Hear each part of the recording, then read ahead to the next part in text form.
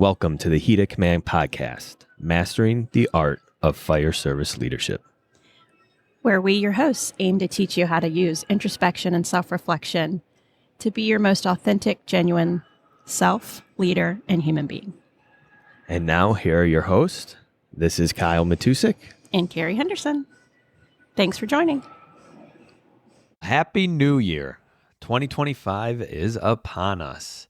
As we start off this new year and heading forward, we got a lot going on here at the Heat of Command podcast with TEACS coming up in about a week and a half and the Virginia Fire Rescue Conference back in February. So looking forward to those. As we start this new year, it's always a great time to reflect on, us as individuals, myself and Carrie.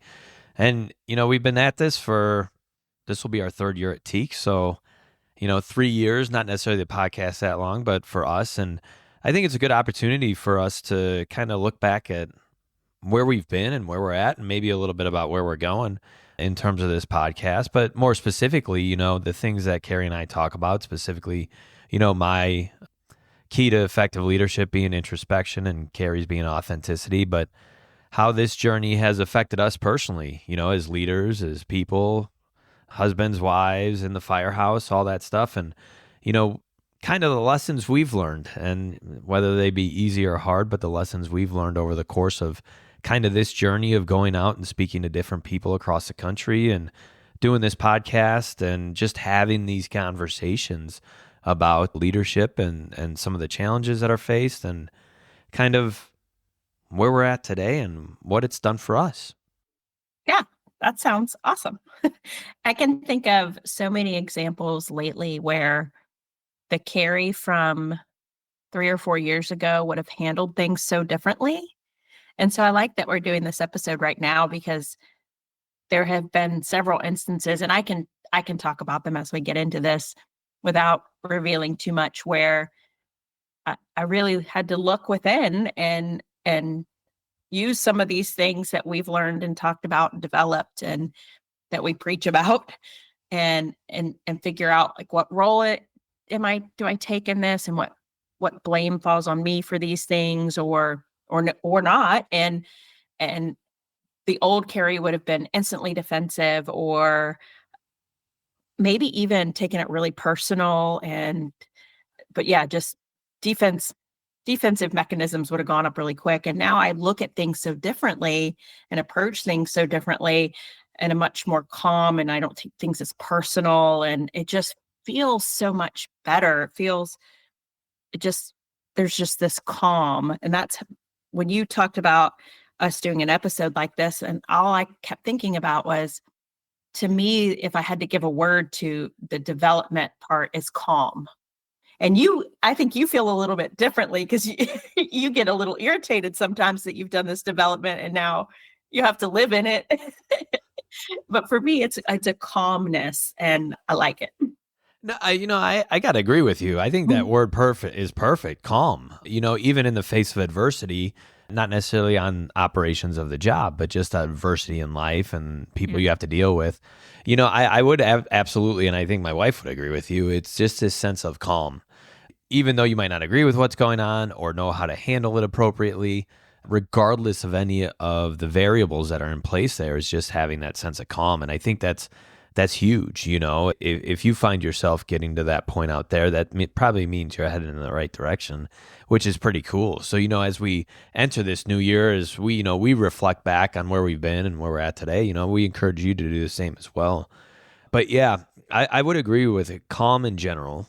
But at the same token, I look at this as I look back and everything that we talk about, and it's like two different, like I could break it up into two different areas, I guess. And the one area is, yes, that calmness. I'm kind of more at peace with the way a lot of things are and at peace with the situations that I have absolutely no control over and that I can't change, and I know I can't change.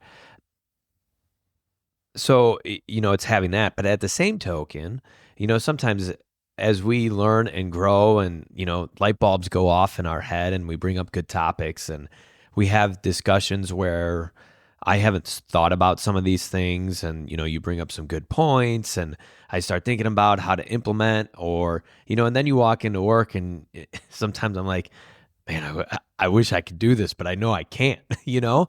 And so it also sets up with some frustration because I don't think there's a lot of people out there willing to have conversations like me and you have in terms of personal growth, right? Where you can sit down and have that conversation without getting defensive, but talk to somebody to give them pointers on how to improve. I think a lot of time it comes off as maybe attacking and people get defensive right away, like you talked about.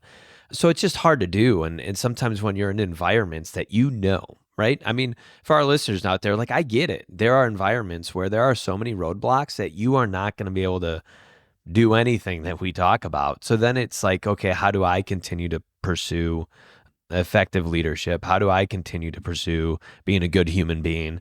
And then hopefully through all that work, your door's going to open one day.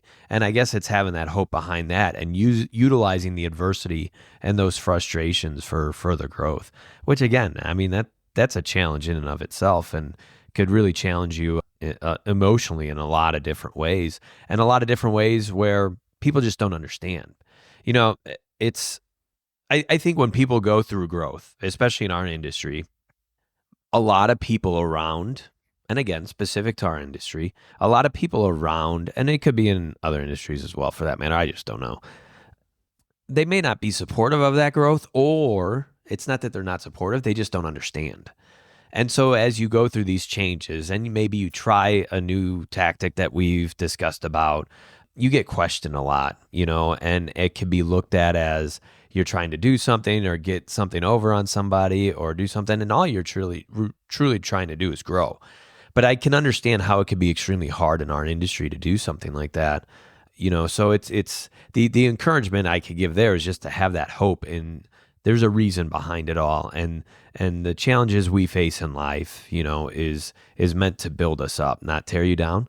So what lessons can we pull from this? And you just don't know what door is going to open, tomorrow, 10 days down the road, a year down the road, and where all these lessons that you went through and all this adversity, it's all going to make sense.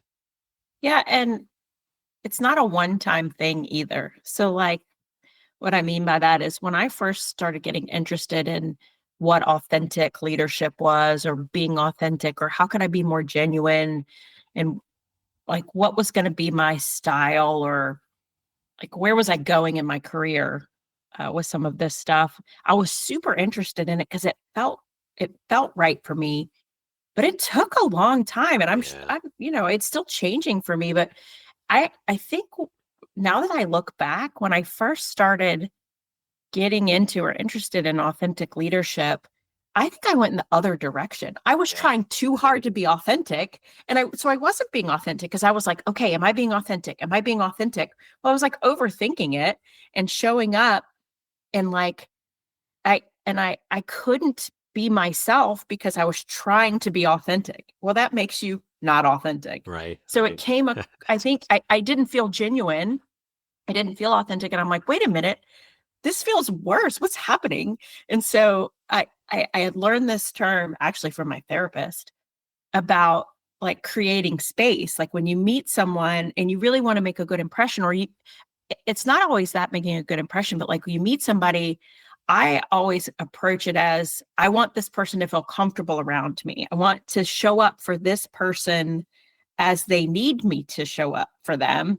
Well, I was way overthinking it. And so now she has this term like you just create space. So when I'm somewhere new or meeting someone new, I just think of like opening myself up and like creating this space where I can be open to receive, what energy they're putting off. And I know it sounds really cheesy, but it helps me so much. And I just relax into it. And then, so it's the bottom line is it's this continuous journey and it doesn't stop. And all the time I'm figuring out new things and changing things but in the last year or so, just to go back to it, I just feel this calmness in different places and because I can just be me. And I don't take things personally as often. Before I always felt like, if somebody was coming to me with something that was just something I had an effect on, it was like, oh, it just felt so personal and I would get so defensive. It now it's just it's like, okay, this some of this stuff has absolutely nothing to do with me. And so I don't need to be all riled up about it. I can help people work through problems or whatever, but it's, a lot of things. And I think it's Rachel Hollis. I don't know if any of you guys listen to or read Rachel Hollis, but she's like, other people's opinions of me are none of my business, because it's like, okay, you have that opinion. But yeah, I just don't take things as personal anymore. And it's just much easier to live life that way. Yeah. Yeah. I like how you say it's never over, right? This is just, you're never done. And I think that's one of those things, getting into this and initially writing that article, it's like, I figured it out. Nope. Yeah. No, yeah, yeah, Right? You might have figured out 1%, dude, but yeah. like you need to get back to the drawing board. You still got some work to do. And so that was very interesting, because going through, therapy and doing all that work, it's like, yeah, I was very introspective and looking at myself. And then it's like, am I kind of done? And it's like, no. Nope, you still got a lot of work to do. And it's this constant thing as you learn, grow, mature, everything changes almost on a daily basis. And it's, how you're going to approach every single day. And some days are going to be easier than others. And some days you're going to face more challenges. And some days you're just going to be in a bad mood, and that's okay. Recently, one of the guys I work with, if you've listened to us from the beginning, or have seen us speak, I talk a lot about my past, and I've used this term, old Kyle and new Kyle, right? And he always wants old Kyle back, man. And he is pushing it. And I'm like, no, man, I'm never going to be that jerk. I'm never going to be that angry. Like it's just not worth it. And, the control of things, the lack of control of the things surrounding us, like, it's just not worth my time. I'm going to focus on the things that are priorities in my life and do my job, do it well. And that's that. But he keeps hammering the issue, and I'm thinking about it a lot. And, I think every chapter in life, you're going to walk away with strengths and weaknesses in different areas.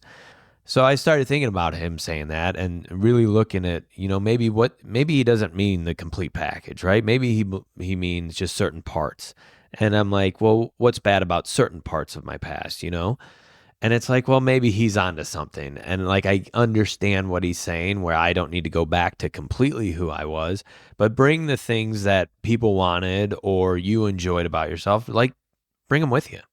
It's not like we learn new styles and new things and have to get rid of our old self completely. Because whatever made you that way, there's still you under all that crap, for lack of better words. So what parts of you do you still need to bring with you?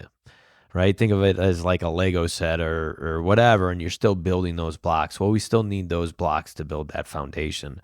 So, it's just interesting that what people say to you, regardless of any aspect of life, but sometimes you're really listening to what they're saying, and it's like he just won't let this issue go, like won't let it go. And I'm like, well, there's got to be something to this if he doesn't let it go. And it's like, start thinking like, okay, what's he mean by that? What can I bring back? Because there's that fear, right? You go through all these changes in life and you figure out some new things. And it's like you said, you swing the pendulum completely the other way. And now you're like too far. But we can't let go of every part of our being, because some of those parts of us and some of the things you've learned are very vital to who you are.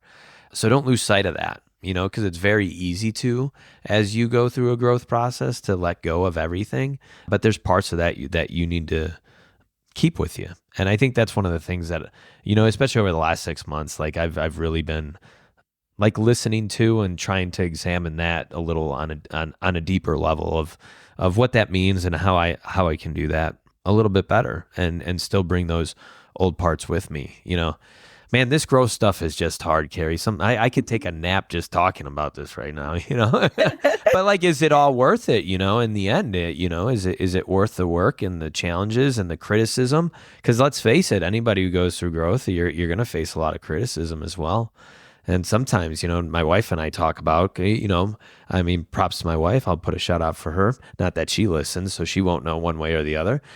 But same with her, a lot of growth. And we talk all the time on how hard it is and how easy it is just to settle into your ways and just be that way, period. I'm done. This is who I am, and I'm just going to hang my hat on that. And if you don't like it, that's that. And it's like, well, no, that's immaturity right there. There's a lot of growth potential in all of us to the day you leave this earth. So that's my encouragement. Like, just keep going, and just know you're going to face challenges, and you're going to lose parts of yourself. You're going to gain new parts, but keep those old parts, and I think that's the biggest thing of where I'm at right now is, how do you instill some of those old values that you once enjoyed, and bring those back into who I am today, I guess. Yeah, and it makes me think of, because when you said, you know, he kept saying it, and you were like, maybe there's something to it, maybe there's something to it, and you actually took the time to kind of dig into that. And I think so much that comes out of this growth is you start to look at every situation of what's the other side of this, or is there another side of this, or what's the underlying thing going on here, where before it was someone told me, somebody would come to me with whatever, there's this person is screwing up, and this and this is going on. Or somebody comes to me and goes, your person is treating people poorly, and I instantly get defensive. I'm like, no, there's no way that's happening. There's no way. But when you do this work, you start to realize, like, okay, I need to do a little bit more research in this, and not just take everything at face value. Like, what's the other side? Like, okay, so if this person's screwing up, what else could be going on? Like, is it a lack of confidence? Is there family stuff? All that traditional stuff. But we always want to come up with this quick solution or answer as to why something is happening. But you do this growth, and you're willing to kind of slow down, put down your defenses. So, like, there's a situation going on right now where I'm trying to do a little bit of investigative work about something that is under my purview. And old Carrie, and initially old Carrie came out like, there's no way that could have happened. I don't believe it. It's false accusations. Isn't it funny when you could call yourself out? And I too? went, wait, time. And I did. I was like, no, Carrie, time. You need to do your due diligence and make sure that you're not just protecting, because that's, what we want to do as leaders, protect our people, and make sure that everything is kosher. And so that's what I've been doing, and trying to look at it from the other side. Like, okay, what's making them feel this way about this person, and why would they bring up these accusations? And it just feels better, because I didn't just immediately go defensive and go, there's no way that's happening. And, I feel better about all of it, because I've made sure that everything is okay. And it just like that calm. I feel more calm about the decisions going forward, and what's going to come out of it all. So, yeah, old Carrie showed right back up quick, though. But you reckon that, right? It's that. But yeah, it's that recognition, right? You can recognize it, and yeah. that's it's just another example of why just growth is so important. Yeah. And especially in our world today, we need it. We need people to continue to grow, not just settle into a position, a title, a personality, and be like, that's it. And I really feel like I saw this on a video too, but I think people just, this hit home, people crave genuineness. People crave people that are genuine. And I see this because I go to meetings all over the place. And like today, I even saw it today. Like, we gravitate towards people who are confident, obviously, but genuine in their confidence, and not boastful or not fake in their confidence. And I just love when people are genuine. And the more research I've done on authenticity and genuine is, genuine people do what they say they're going to do. And so we like to work for those kind of people, because if you say you're going to do something and you don't, that's not genuine, right? And they follow through, and they're committed, and they're compassionate and empathetic, but they're also driven and always following through, because you can't be genuine and not follow through on what you say you're going to do.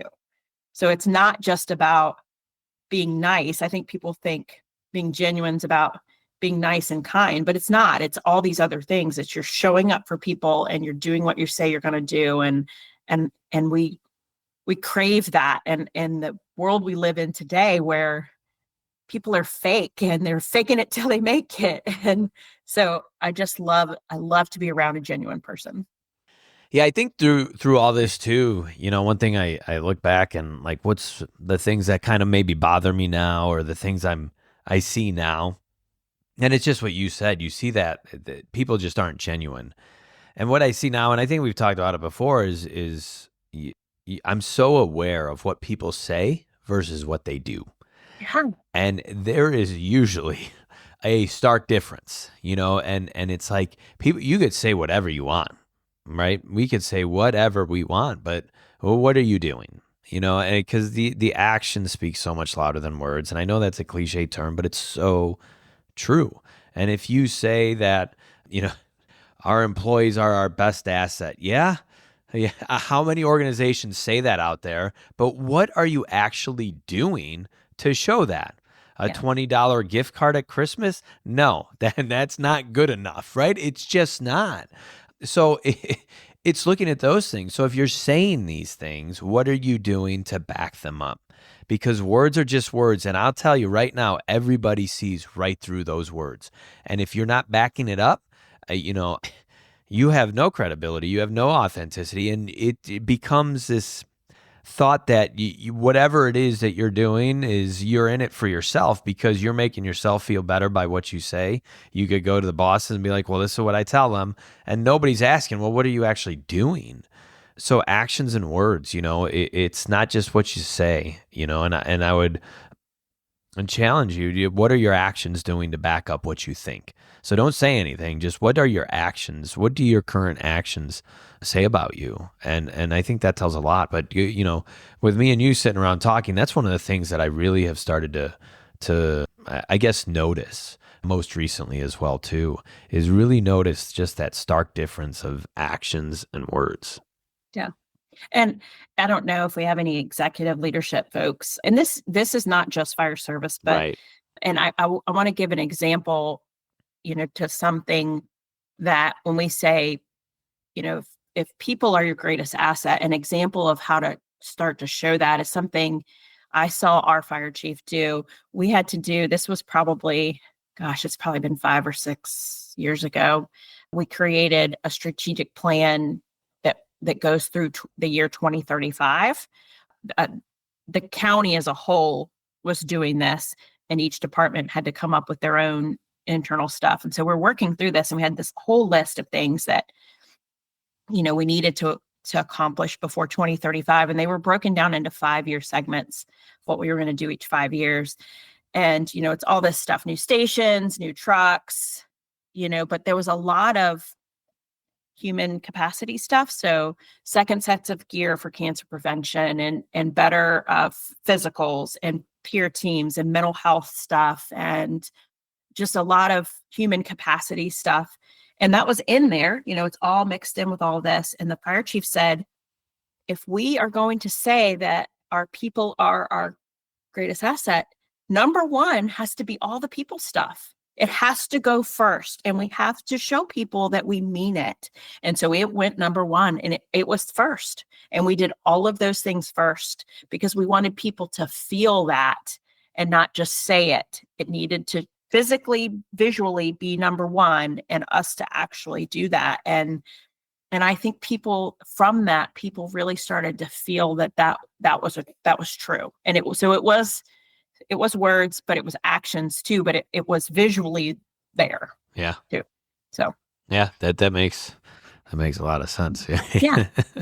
Our most valuable asset. And it felt like the right thing to do, Yeah. right? To put that number one, because there was all these other things we definitely needed to do that would help with a lot of stuff, but like that needed to be number one. And then the rest of it falls into place. Right. A little easier. Yeah.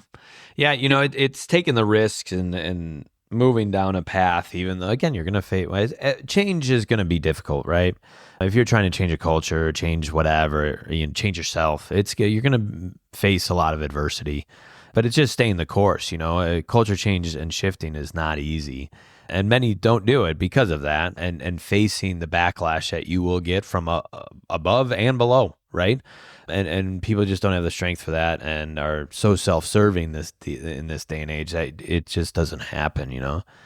So as we look at, like, I guess kind of going forward for us individually, heat of command, kind of what that looks like. What personally, on a personal side, I saw this quote recently, and I'm like, man, this knows me.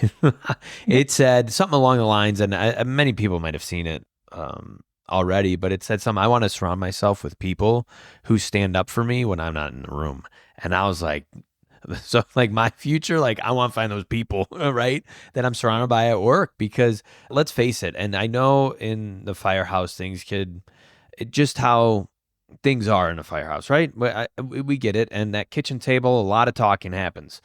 A lot. And a lot of times, it's not good. And we're talking about people, but we don't address specific issues. But I want to be surrounded by people who will sit at that table when I'm not there and stand up and say something. But a lot of times, like, there's a lot of fear to do so.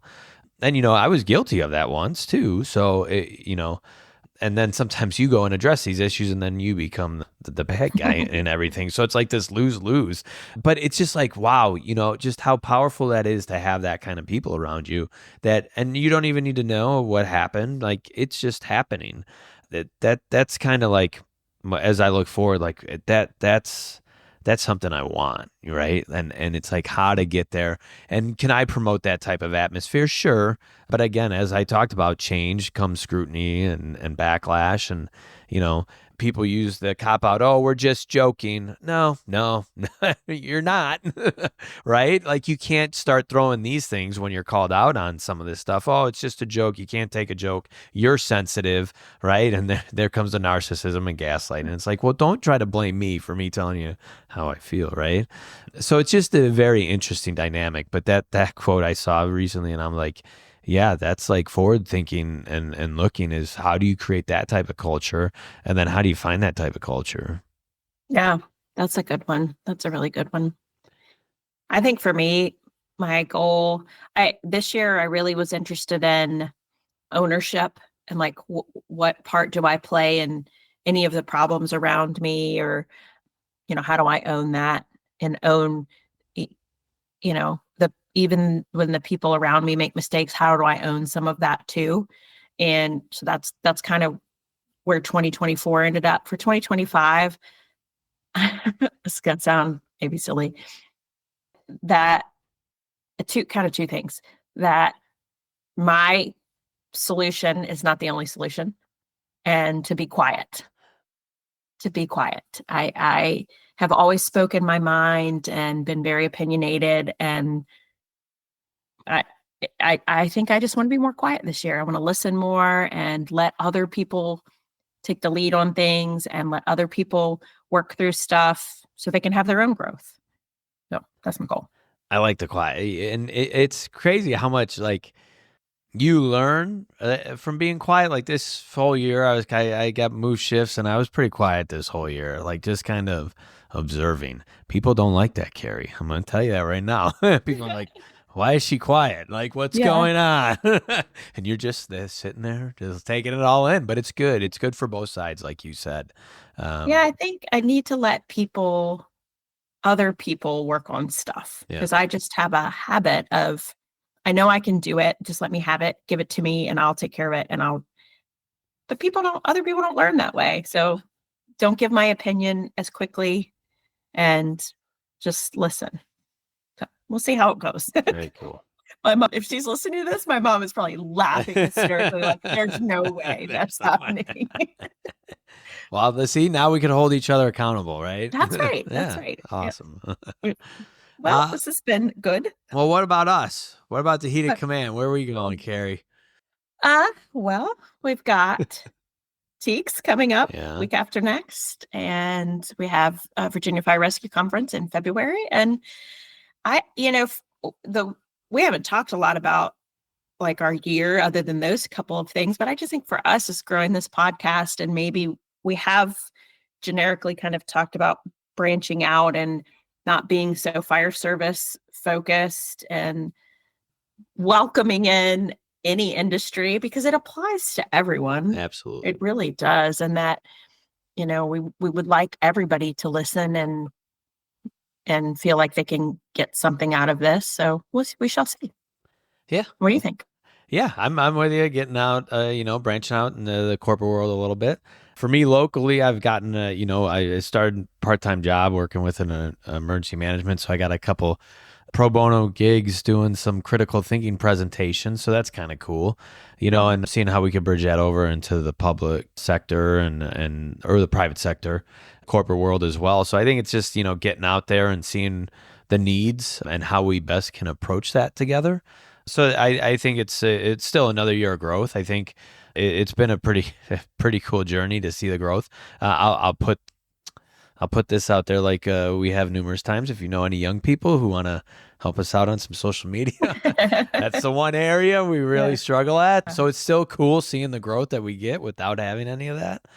So yeah, any young people or people who are pretty savvy with that stuff, let us know. Shoot us an And email. I'll tell our listeners too, because we've spent the last few years really honing in on authenticity, introspection, empathy, and that values, that kind of stuff. And that this year, our speaking engagements, we're really going to try to dial in how that truly affects operations and your composure and your decision making on emergency scenes. So we're taking a little bit further down this rabbit hole, but that's the stuff we've been working on this last month or so, getting ready for our 2025 speaking engagement. So some new content. Yeah, which is exciting. One of the we get a lot of feedback when we talk, and it's all different. I could draw a line and tell you what generation gives us what types of feedback, but we had this old salty guy, right? Great guy. Anybody out there would follow him into anything. Like brilliant on a fireground. You would follow him at the second you met him. You'd be like, "Yep, I'll follow that guy." But he came to me and he's like, "Look, like, how does all this stuff help put fires out quicker?" I'm like, "That's a valid question." And, so that's something that Carrie and I have kind of been looking into and stuff, and how we can present on that. And I think we have some extremely valuable information, and we really can relate the two and bridge that gap on how this does make us better firefighters, respond better, quicker, more efficient, safer, the whole 9 yards. Critical decision making, all that stuff. Yep. So it'll be a fun year, exciting stuff. Always looking forward to traveling and getting to hang out too. So not just over a computer screen. So that'll be cool. Yeah. And for our listeners, a couple things I don't want to miss pointing out. Southern California, we are thinking of you and what you're dealing with the wildfires that have turned into something so much more. And I wish there was something we could do other than just the whole fire service community is with you on this from afar.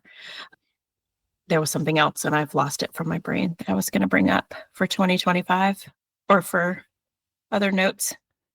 Yeah. So there was that. There was something else. I can't remember. We'll put it on Facebook when she remembers. Yeah. But yeah, I just really wanted to get that out there to our listeners. Like, that is just an extraordinary event. It is, yeah. Kyle and I talked before we popped on here that just like how as a jurisdiction or an emergency manager or a fire chief, like how do you prepare for something like that? It's just extraordinary. So yeah. Thinking of all of you out there. Yeah. Well, we shall wrap this episode up, and welcome to 2025 on the Heat of Command podcast. As we wrap up another episode, this has been Kyle and Carrie from the Heat of Command podcast. Thank you, as always, for listening. Please make sure to follow and subscribe on Apple, Spotify, and YouTube. And as always, we love the feedback. Keep it coming. See you next time.